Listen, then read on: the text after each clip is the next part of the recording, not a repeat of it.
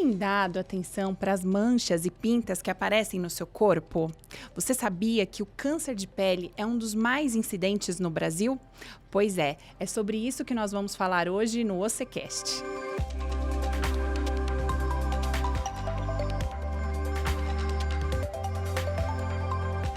Bem-vindos ao OCCast, um espaço para falarmos sobre saúde e bem-estar e desmistificar os tabus sobre o câncer. Eu sou Edilene Ribeiro e estarei com vocês ao longo desse papo. E aqui comigo no estúdio, eu tenho a honra de receber o Dr. César Costa, oncologista clínico, atualmente médico da Oncoclínicas em São Paulo. Bem-vindo, doutor. Obrigado, Edilene. Obrigado a todos. Vamos ter um papo bem bacana sobre tumores cutâneos hoje. Com certeza. E de forma remota, nós estamos com a doutora Juliana Alvarenga, oncologista clínica do grupo Oncoclínicas, que fala diretamente de Vitória, no Espírito Santo. Tudo bem, doutora? Uma boa tarde a todos. É um prazer estar aqui hoje. E hoje nós estamos com especialistas de vários pontos do Brasil, já no Rio Grande do Sul. Quem nos atende é o oncologista Dr. Rodrigo Pérez, que é líder de práticas assistenciais em tumores cutâneos da Oncoclínicas e também pesquisador no Hospital de Clínicas de Porto Alegre. Tudo bem, Dr. Rodrigo? Ótimo, muito obrigado pelo convite. É um prazer e uma honra dividir esse espaço com vocês hoje. E ainda vamos contar com a participação da nutricionista Luciana Araújo, que se conecta com a gente logo mais. Bom, o tema do episódio de hoje é câncer de pele e eu começo a pergunta para você, Dr. César. O que é o câncer de pele? Como a gente pode explicar essa doença? Bem, basicamente os tumores como conceito são células que vão se proliferando. Existem tumores benignos e malignos, mas a grande diferença dos tumores malignos é que eles têm uma característica de uma proliferação, infiltração em outros tecidos, metástase. Então, quando a gente conversa sobre os tumores de pele, acaba sendo uma outra entidade, principalmente os tumores cutâneos, que se dividem em tumores não melanoma e tumores do tipo melanoma. Os mais comuns são o carcinoma basocelular, seguido do carcinoma espinocelular, o carcinoma escamoso, e aí menos frequentemente o melanoma.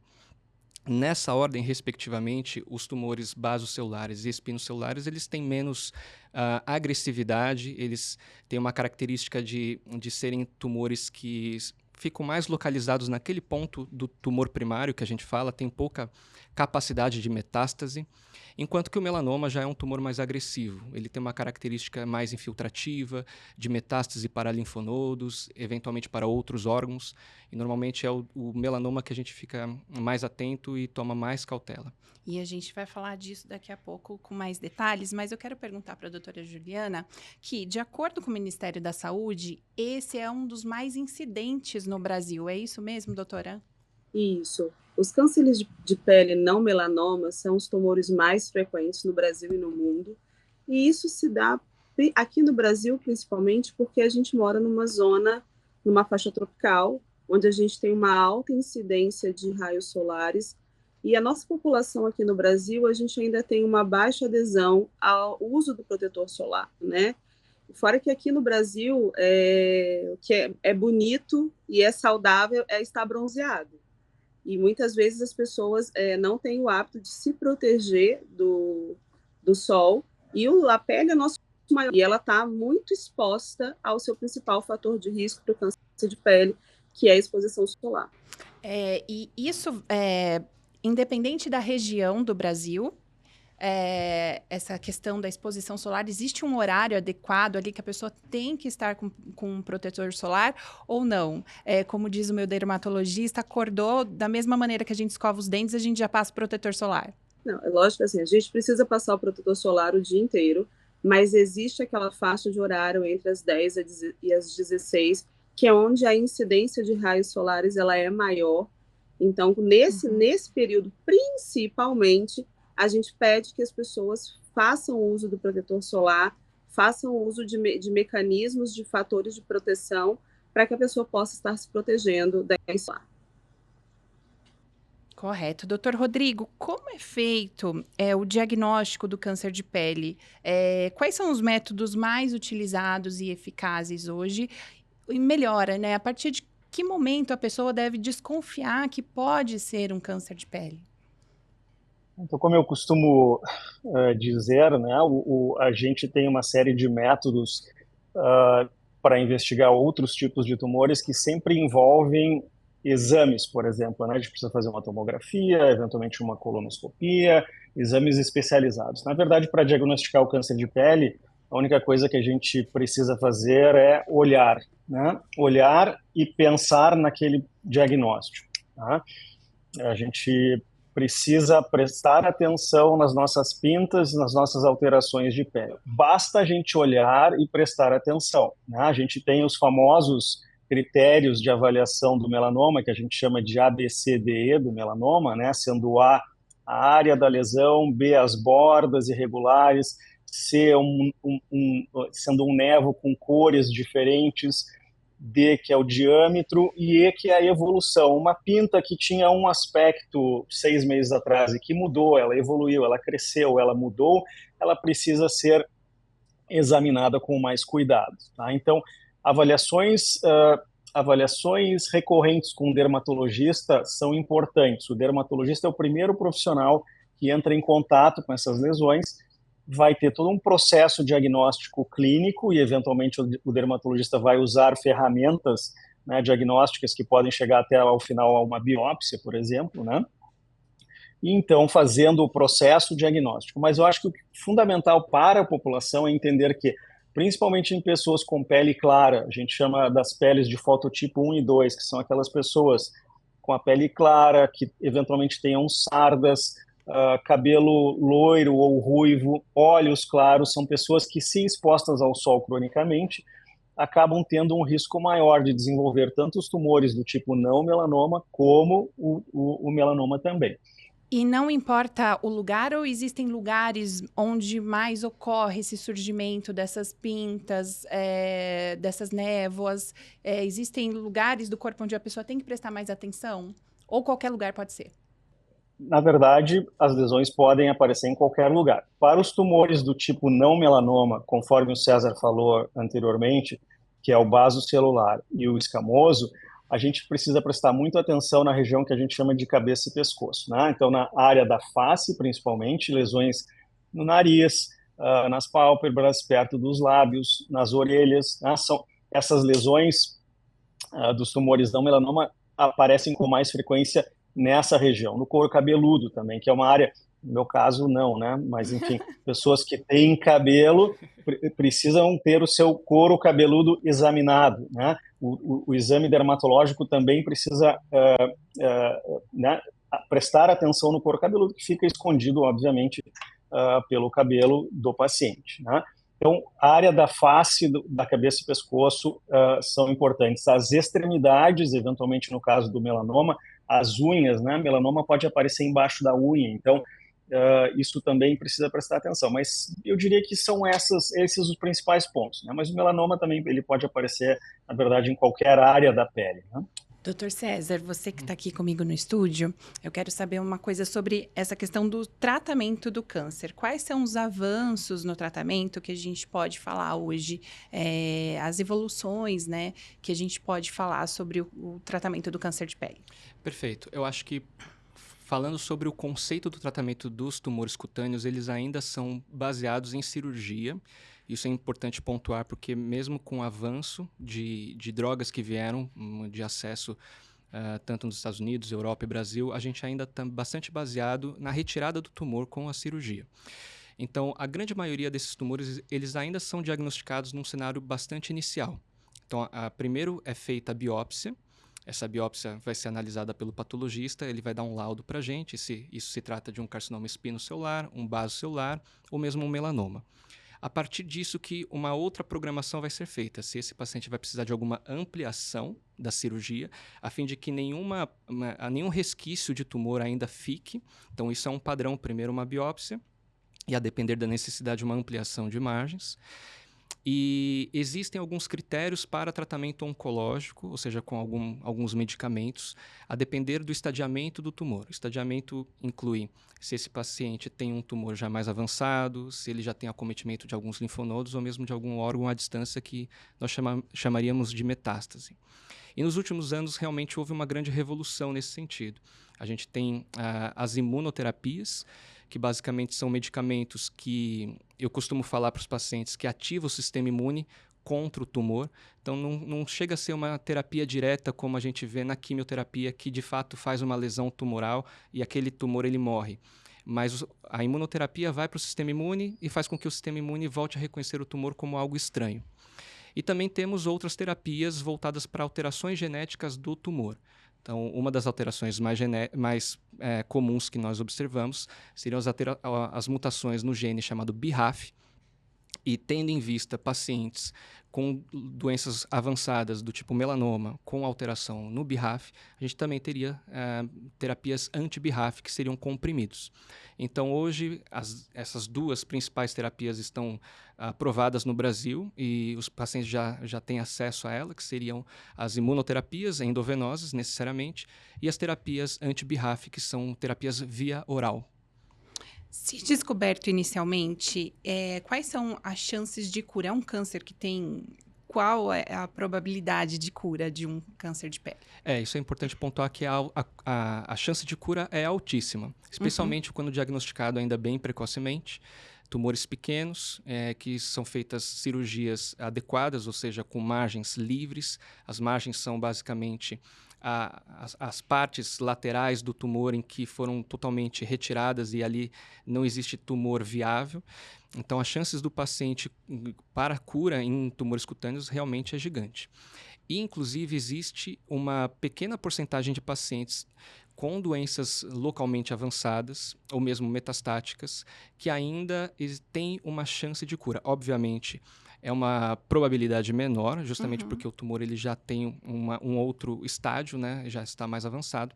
Mas dependendo do cenário, quando são poucas lesões bem espaçadas e passíveis de ressecção ou mesmo de tratamento local com radioterapia, dependendo da situação e de maneira muito individualizada, é possível falar em cura. E é por isso, doutor César, que é tão importante, né, a detecção precoce, né? Quanto antes a pessoa conseguir identificar esses sinais e for um especialista, maior a chance de cura, né? Sim, e é importante falar que é o seguinte, não sei se vocês sabem, mas eu sou um paciente oncológico, eu tive um melanoma também no dedo, por incrível que pareça. Olha então, só. Coisas da vida, né? Você é oncologista e acaba tendo Exatamente. também um melanoma. E é curioso porque, assim, eu não fui uma pessoa que tomou muito sol durante a vida e acabei tendo um melanoma bem na parte anterior do dedo. E foi bem isso, uma pinta que surgiu, que eu pensei até que era uma mancha de caneta.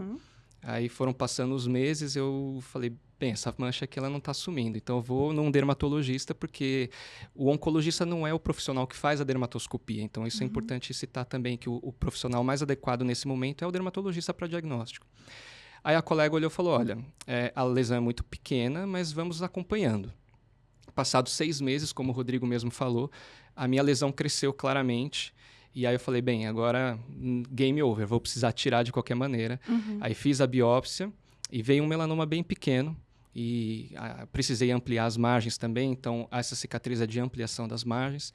E isso foi exatamente há 1 ano, foi em março de 2023. Então, me considero uma pessoa curada, graças a Deus. Que ótimo, ficamos muito felizes. Mas isso é importante, porque normalmente, principalmente para pacientes que acabam pegando muito sol, a gente acaba vendo essas lesões surgirem no futuro.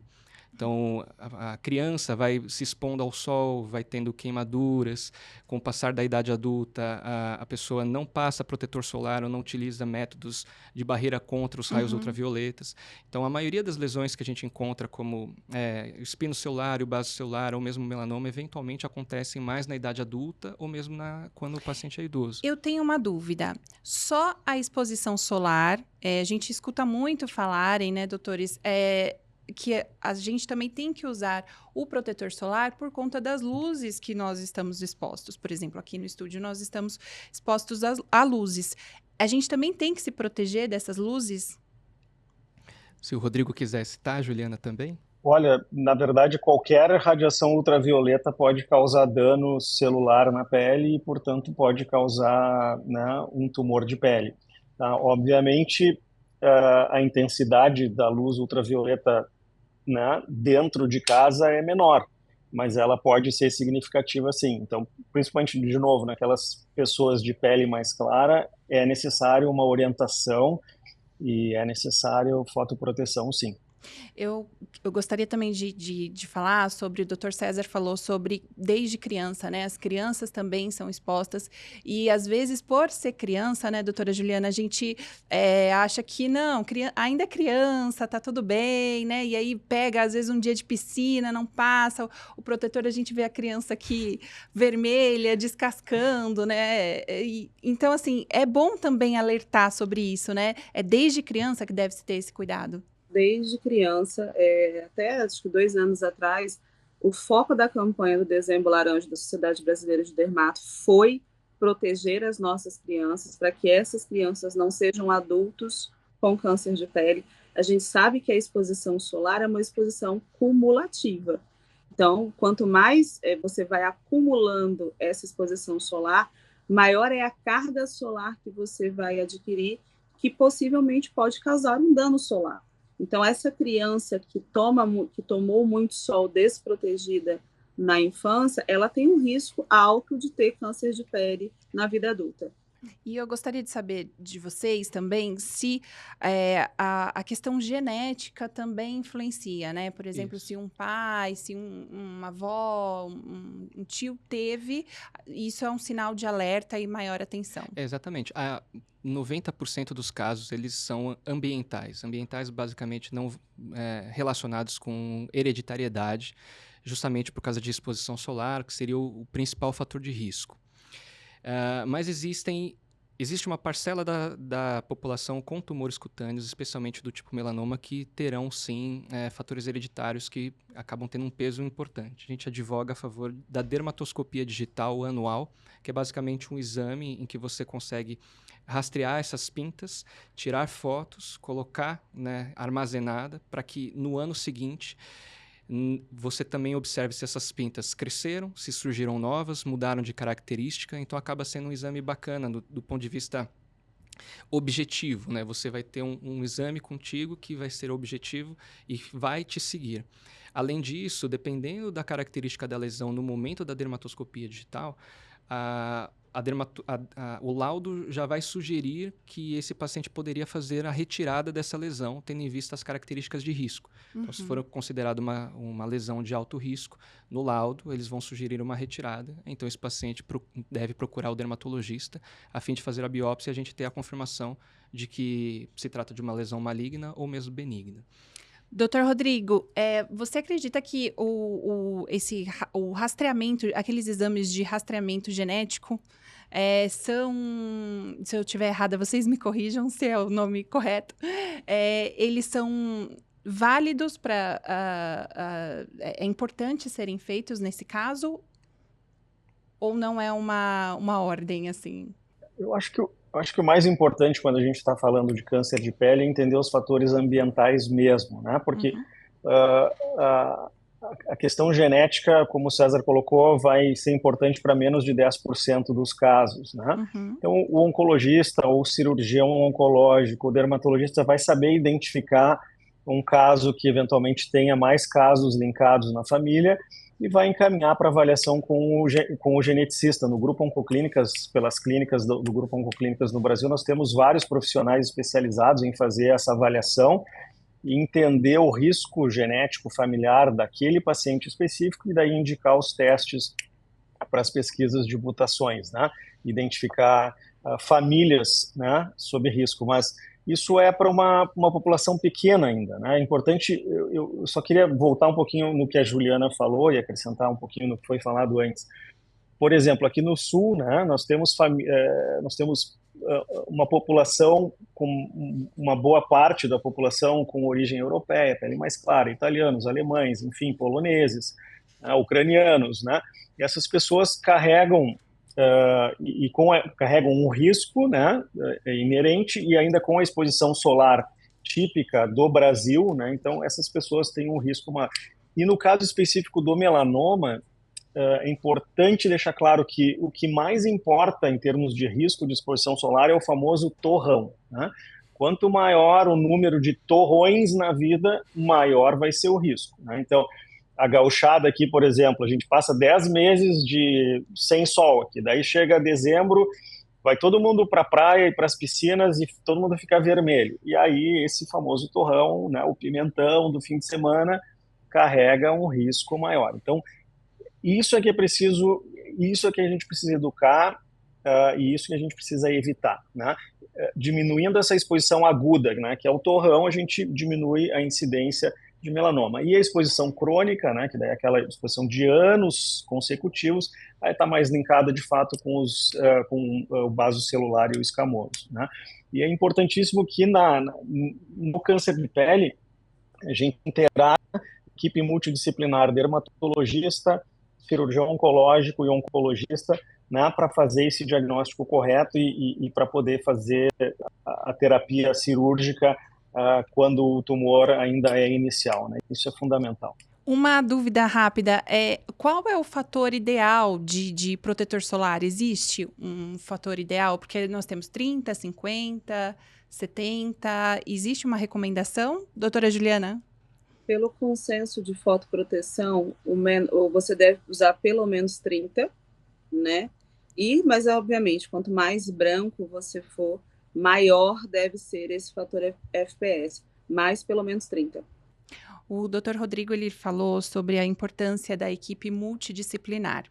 E é por isso que a gente vai chamar agora a nutricionista Luciana Araújo, que faz parte da equipe da Oncoclínicas de Pernambuco, e vai falar de que forma a nutrição impacta num tratamento de câncer de pele. Tudo bem, Luciana? Bem-vinda.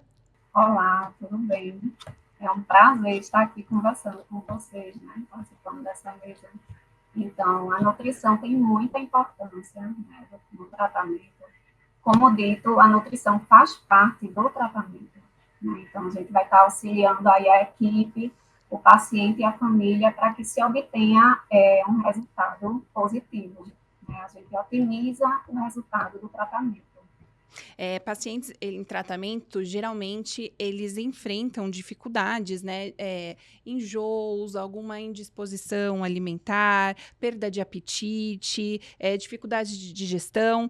Quais são as suas recomendações para lidar com esses desafios, Luciana?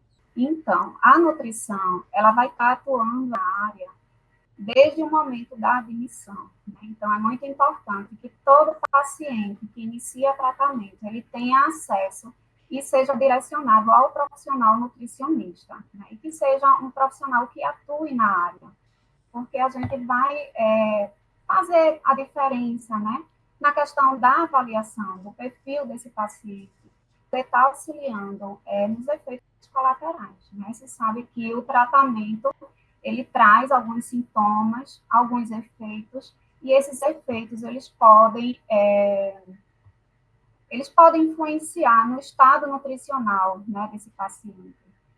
Possa ser um paciente que tenha redução de ingesta alimentar, né, então, falta de apetite, disgeusia, que seria alteração na percepção do paladar, que é muito frequente, né, a náusea.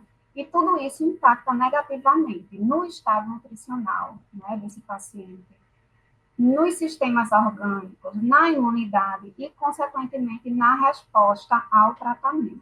Luciana, e existem alimentos específicos ou hábitos alimentares que devem ser evitados, né, durante um tratamento, que acabam prejudicando, por exemplo? Então, cada paciente deve ser avaliado de forma individual, né? Então, isso nos dá uma variação grande. A gente deve considerar o indivíduo, né, de forma integral. Mas, de uma forma geral, a gente tem alguns cuidados, sim. E aí isso está muito relacionado com alimentos que ofereçam risco de contaminação, né? Então, por exemplo, uma carne mal passada, ou uma carne crua, ovos também, né, cru, uma salada crua, orientação que seja consumida na residência, né, porque aí a gente orienta a questão da higienização correta, e aí, se acontecer do paciente necessitar de fazer uma ação externa, no restaurante, ele vai optar apenas por alimentos cozidos. Então, a cautela está relacionada à questão de contaminação, né? E, no mais, tentar manter uma alimentação mais saudável, rica nos alimentos reguladores, né? Onde a gente vai encontrar as fontes de antioxidantes, então, frutas, legumes, verduras, né? Então, no geral, é isso que a gente orienta. Manter uma boa alimentação, a gente pode dizer que também é um método de prevenção? Sim, com certeza, né? Visto que é justamente esse grupo dos regulares que vai ser rico em antioxidantes e vai estar aí atuando nessa melhora da atuação da imunidade. Né? E a doença, ela tem relação com essa questão da formação de radicais livres, né? Então, eu vou ter a luz solar, que vai estar aí, incidindo como um agressor, né, um fator externo, e eu vou ter os fatores internos, fatores de proteção, sistema de reparo. Então, a alimentação vai fortalecer esse sistema de reparo orgânico, né? Porque dano celular a gente tem todos os dias, né? Mas aí a gente tem o nosso sistema de reparo que vai lá e corrige. Então, se é um indivíduo que não tem uma boa alimentação, que não tem um consumo do que a gente chama de bionutrientes de forma adequada, ele vai ter uma chance maior de ter o dano.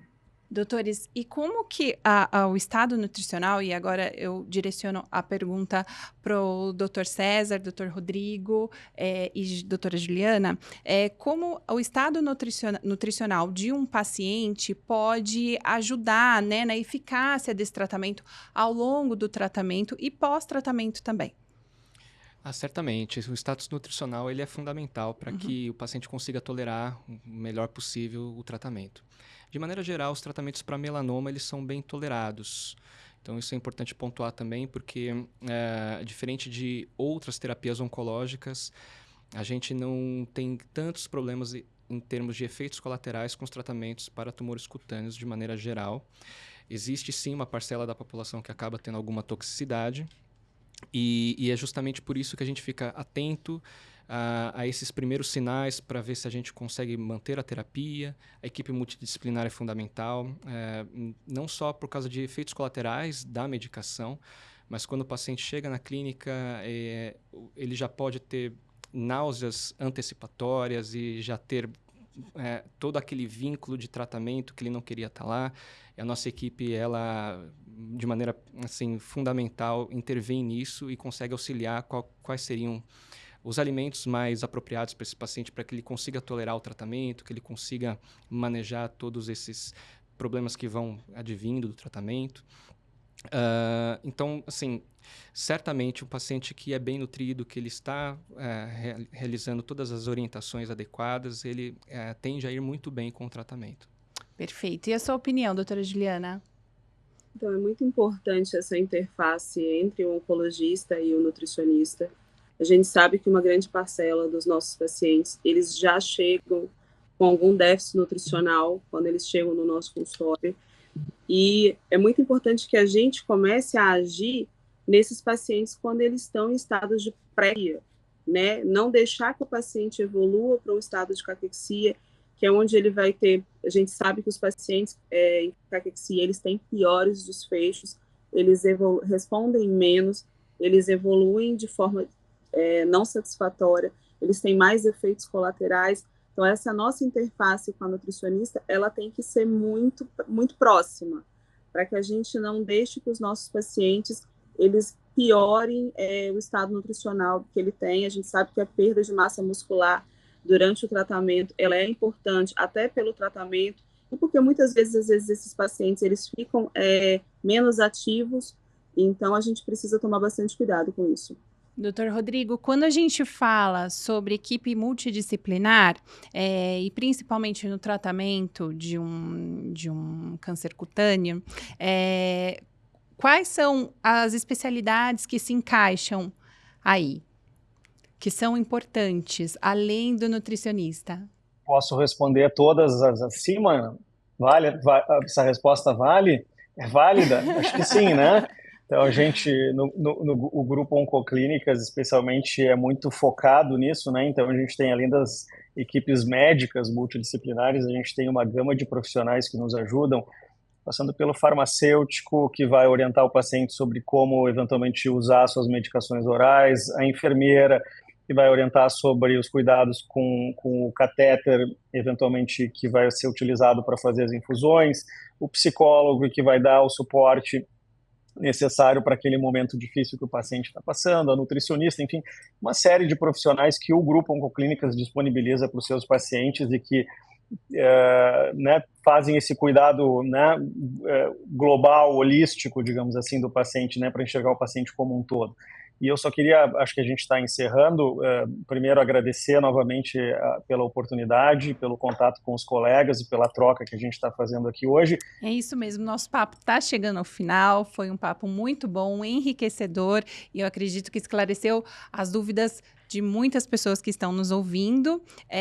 Eu quero deixar agora um espaço para as considerações finais, Dr. César, por favor. Então, queria agradecer a presença aqui dos meus colegas também, que a gente teve uma troca bem importante. Agradecer também a quem está assistindo pela presença de vocês, espero que também tenha elucidado muitas questões. E, bem, sempre fica a orientação de usar protetor solar, né? Então... Sim.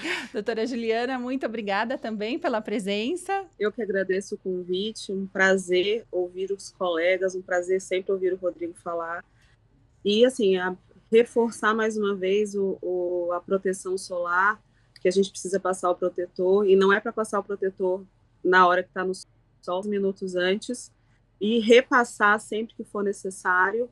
E eu queria chamar só a atenção a um cuidado especial aos trabalhadores que trabalham diretamente expostos ao sol, que são pessoas que têm também um risco aumentado de câncer de pele, que precisam também se proteger bastante. Então, coloque-me à disposição sempre que vocês precisarem. Foi um prazer participar desse cast. Muito obrigada. Luciana, muito obrigada também pela sua participação. Quer deixar suas considerações finais? Eu que agradeço, né? Foi muito enriquecedor participar da mesa. Você falou de pontos importantes. Então, é isso. É protetor solar e fatores de estilo de vida também. Exatamente, é isso, protetor solar. Eu quero agradecer a participação de todos vocês. O programa de hoje fica por aqui, mas se você ainda tem alguma dúvida sobre câncer de pele, é só mandar lá nas nossas redes sociais que a gente responde por lá. E não se esqueça de seguir a gente nas redes sociais. A gente se vê no próximo episódio.